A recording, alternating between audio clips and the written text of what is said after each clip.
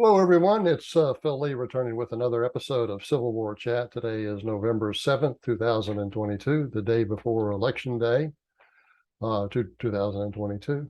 Click on the subscribe button in the lower right here to subscribe to future episodes, and also the notification bell in the far upper right. If you do that, then what's going to happen is you're going to have a great Thanksgiving. I can guarantee that your family will all get together and there'll be no arguments over politics if you just click on that notification bell up there. Today's topic is really about Reconstruction. It's called Reconstruction and the Gilded Age. Partly because of a focus on racial injustices underscored by about 4,000 lynchings between 1882 and 1951, modern historians of Southern Reconstruction suffer two limitations.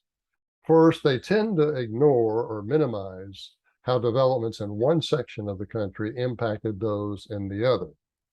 Second, they focused almost exclusively on race.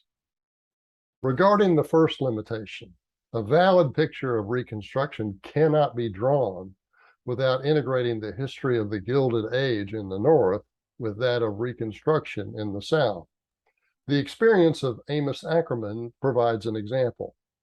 Akerman was one of Republican President Ulysses Grant's 5 attorneys general.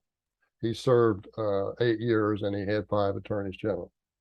Okay, so Akerman served a little over 1 year, from November 1870 to December 1871. Born in New Hampshire, at the age of 21 in 1842, he moved to Georgia, where he first worked as a tutor and later became a lawyer.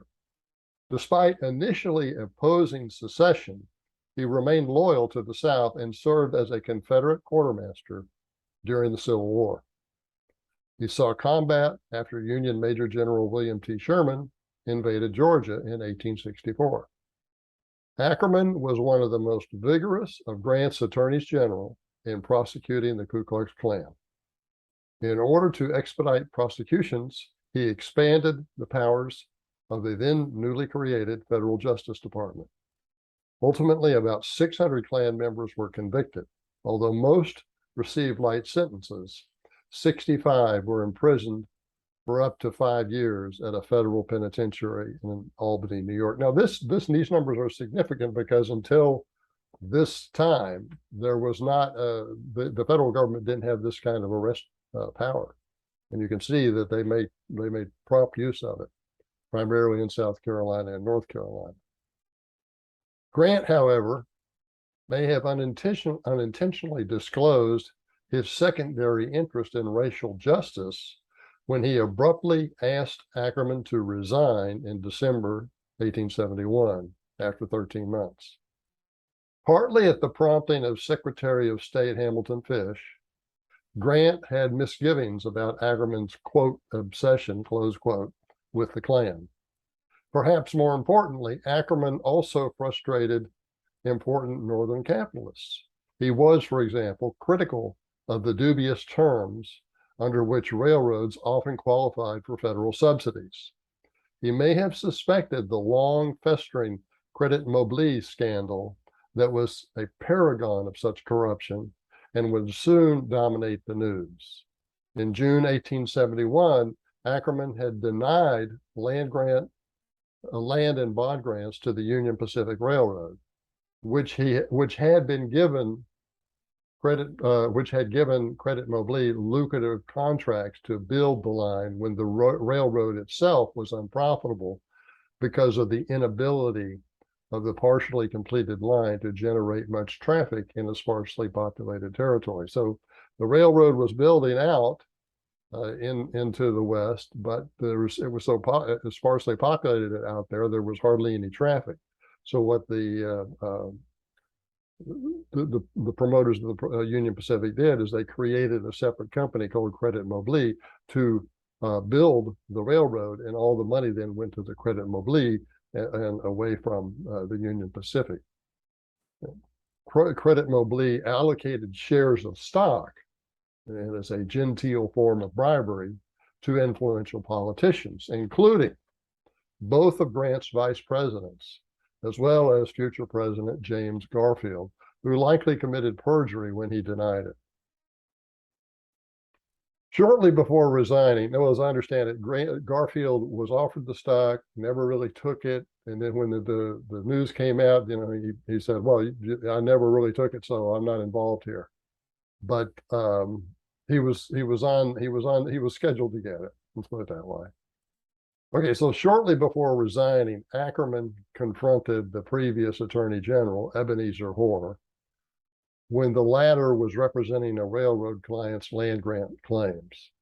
Akerman told Hoar that his client, Hoar's client, had not completed the work required to receive the grants.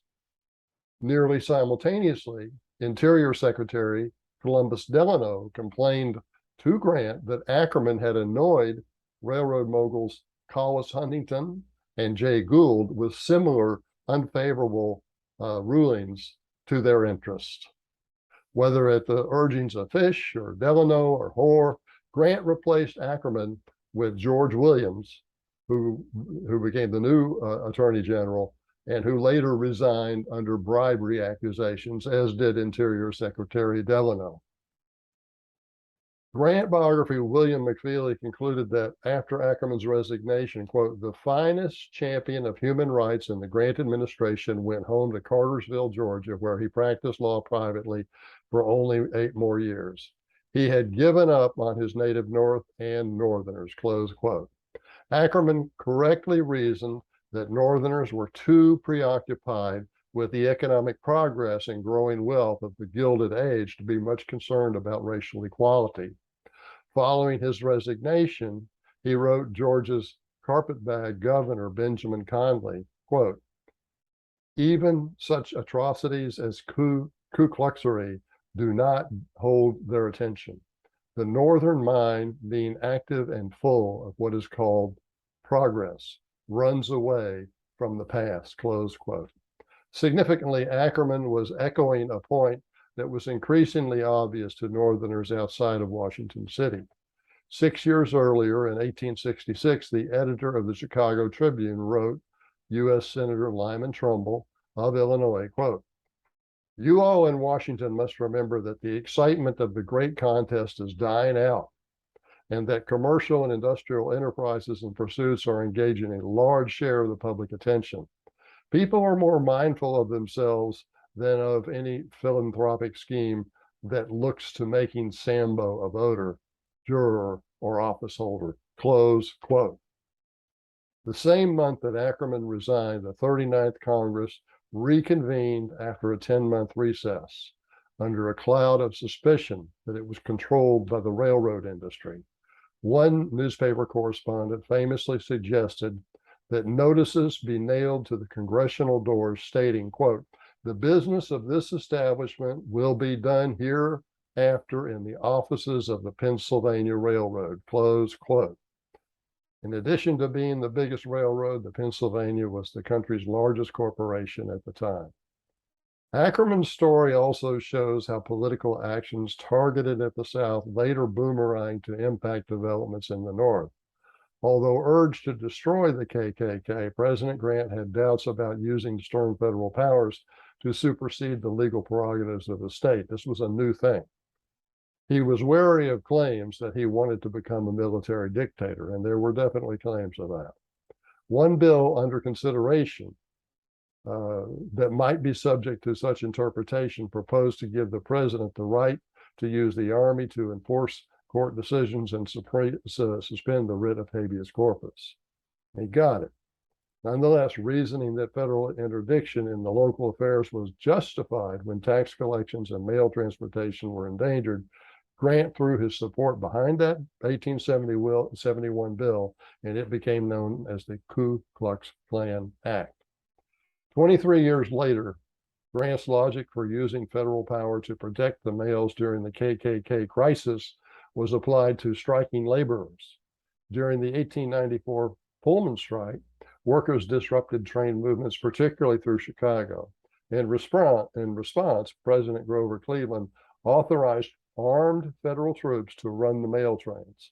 When strikers attacked one regiment, the soldiers opened fire, wounding scores of people and killing about 30. The strike was broken. Strikers were subjected to arrest and trials without jury. The pleas opposing federal intervention, to pleas opposing federal intervention, Cleveland replied, quote, "You may as well ask me to dissolve the government of the United States." Okay, so that was a consequence of the Ku Klux Klan Act. Actually, more money was spent supervising the elections in the North during the second half of the 19th century than in the South as a result of these acts. So you can learn about this from my book, Philip Lee's Southern Reconstruction, $26 at Amazon and Barnes & Noble, $30 from me if you email me, Phil, PHIL _Lee, LEIGH at me.com. That'll get you an autographed copy if you're here in the United States. Southern Reconstruction, there it is. Okay, that's our show for today, and thank you for watching. I'll see you next time.